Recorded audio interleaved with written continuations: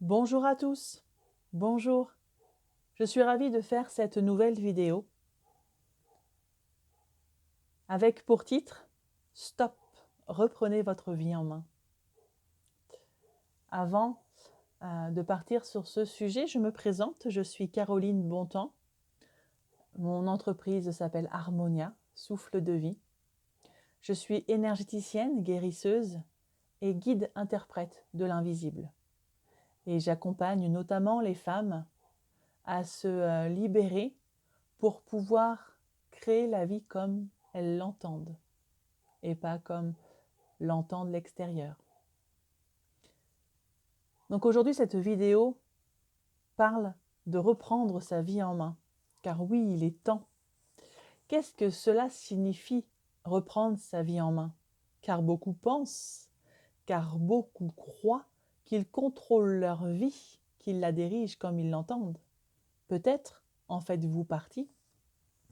J'en ai fait partie. Et je suis en train d'en sortir. Mais cela demande discipline, engagement, foi et amour. De quoi je parle ici?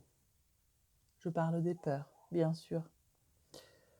Sur Terre, nous fonctionnons avec le système de la dualité, l'un ou l'autre. Et sur Terre, il y a deux énergies, l'amour et la peur. Il est très facile de faire régner par la peur. Chaque occasion, chaque blessure est bonne pour nous rappeler nos peurs. Peur de l'échec, d'être trahi, d'être abandonné, peur de tout perdre, peur de l'autre, peur du noir, de la folie, peur de la peur elle-même, peur des ombres, etc. J'ai énormément de peurs en moi. Elles font partie de moi. Mais j'ai décidé de ne plus me laisser contrôler par elles. J'ai décidé, et j'insiste sur le décider, de ne plus être étouffé par elles. Car oui, tout est une question de choix et de décision. J'ai reçu beaucoup d'aide pour dépasser cela. J'ai reçu beaucoup d'aide parce que j'étais prête. Parce que j'étais aussi arrivée à un gavage extrême de moi-même où je me saoulais même. Et quand je vous parle de gavage, c'était même physiquement, mon corps, au niveau de mon estomac et de différents organes comme le foie, était vraiment gavé. Je n'en pouvais plus. Et ici, sachez qu'il est hors de question d'en vouloir à qui que ce soit, à part à moi-même. J'ai donc reçu de l'aide. J'ai procédé à des libérations de toutes sortes, notamment transgénérationnelles et karmiques, car oui, certaines peurs ne m'appartenaient pas. Mais je ne me voile pas la face. J'ai beaucoup de peurs et quand tu regardes ma charte HD, Human Design, mon splénique qui est défini, j'ai toutes mes portes, il est défini et j'ai toutes mes portes, quasiment toutes les portes qui sont activées. C'est énorme. Mais ce n'est pas une fatalité, c'est juste là pour me montrer, pour me guider. Avec des mantras, des respirations et bien sûr un très gros travail d'ancrage et de connexion à mon corps en amont, elle ne me contrôle presque plus. Je ne peux pas dire qu'elle me contrôle plus du tout. En tout cas, le fait d'en avoir conscience, de voir le fonctionnement, parce que c'est comme le mental, quand il veut prendre la place, on sait, il suffit juste, on s'en aperçoit, ok, tais-toi, je me reconnecte à mon cœur, à mon corps, et je suis la guidance de mon cœur, de mon âme. Je me rappelle toujours quand j'ai des peurs qui viennent,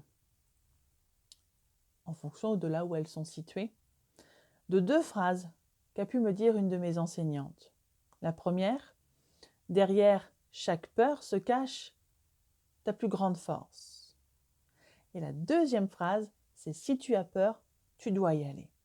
Ce qui fait que maintenant, dès que j'ai une peur, qui est juste là pour, voilà, qui se manifeste, parce que c'est mon mental qui me l'active, je sais que c'est là que je dois aller. C'est un challenge pour soi-même.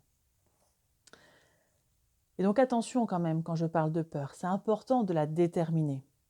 Et c'est pour cela que c'est important de travailler son intuition, son baromètre intérieur, de travailler sa connexion au corps et bien sûr au cœur, à l'amour. Parce que cela aidera à la dépasser.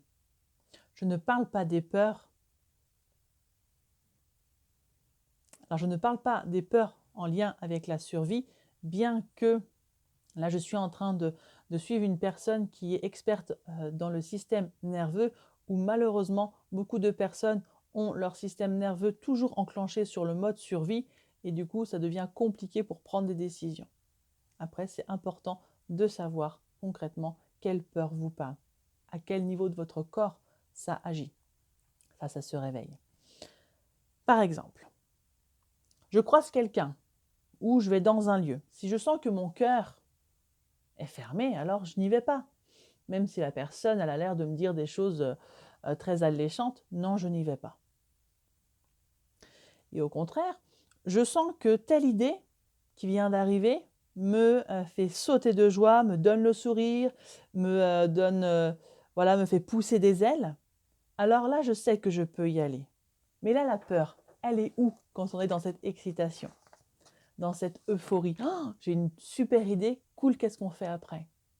La peur, en fait, elle est juste là, juste après, quelques secondes après cette envie. Elle se manifeste à ce moment-là. Votre cœur est ouvert, mais vous sentez d'un coup après la peur dans le ventre, votre estomac qui se noue et vous vous dégonflez dans tous les sens du terme. Ici, en écoutant plus votre mal de bide, au final, vous vous laissez diriger par votre peur. Et quand on parle de peur, à chaque fois, il faut vraiment associer le peur et le mental ensemble. Le mental, juste après avoir eu cette belle idée, ce truc qui vous fait vraiment kiffer, ah oui, mais non, ça ne va pas rapporter d'argent, ça va... qu'est-ce qu'ils vont dire, machin, et machin, et machin. Il y a et si, machin, non, mais il ne faut pas. Ça, c'est le mental, c'est les peurs qui parlent. Donc ça, il faut apprendre à les décerner, à les mettre de côté. Bien sûr, il faut savoir que la peur peut aussi donc, se traduire de d'autres manières, vraiment comme des crises de panique, d'angoisse, etc. Sachez qu'ici, il n'y a pas de jugement, d'accord, j'énonce juste des faits avec beaucoup de bienveillance. Mon rôle ici est juste d'exprimer ce qui doit être dit. On souhaite par exemple être heureux, riche, libre, en paix et j'en passe. Arrêtez le développement personnel à proprement parler, car il vous fait tourner en rond, dixit la nana qui en a fait quelques années. Puis un jour, j'ai décidé de mettre les deux pieds sur mon chemin initiatique en lien avec la spiritualité pour pouvoir avancer. Le développement personnel vous fait tourner en rond, vous fait regarder vos blocages encore et encore. Là, le but, c'est d'aller plus loin, d'oser lever les yeux et de regarder en face de vous. Vous avez envie de faire ceci, alors go, c'est parti. En quelques secondes, le mental, il prend le relais. Donc, essayez de faire la première action en lien avec cette idée dans les 7 minutes qui suivent pour déclencher quelque chose. Ça, on peut faire référence aussi avec la loi d'attraction. Quand j'ai écrit en fait ce texte pour faire cette vidéo, j'ai eu l'information des obsessions. Attention ici, petite parenthèse, tout ce qui est comportement obsessionnel et compulsif, évidemment, moi là d'une, je ne vous conseillerais pas évidemment de les suivre, mais évidemment, moi je vous remets en fait dans vos mains, votre pouvoir, votre propre responsabilité. Attention, on ne mélange pas tout, s'il vous plaît. Ici, je vous parle d'écouter votre intuition. votre guidance. Vous avez envie de faire tel truc sans réellement savoir pourquoi, mais vous le sentez, un point, c'est tout. Vous devez faire ça. Alors go. Comme moi, j'ai senti que je devais quitter le travail, c'était le moment, pas besoin de terminer mon contrat. Ok. Pour conclure, par rapport à ce thème de reprendre sa vie en main, à mon sens, c'est apprendre à se connaître en long, en large, en travers. C'est regarder toutes ses parts, même celles qui évidemment ne sont pas très glorieuses, celles que l'on, au final, on va appeler les ombres. Dans le développement personnel, on se focalisera sur les, comment on appelle ça, sur les défauts. Plus vous connaissez vos ombres, donc vos peurs, plus vous les accueillez et les acceptez, et moins l'extérieur, votre entourage, les médias, l'État n'auront d'impact sur vous. Apprenez à vous connaître, libérez-vous. Et si besoin, venez me voir.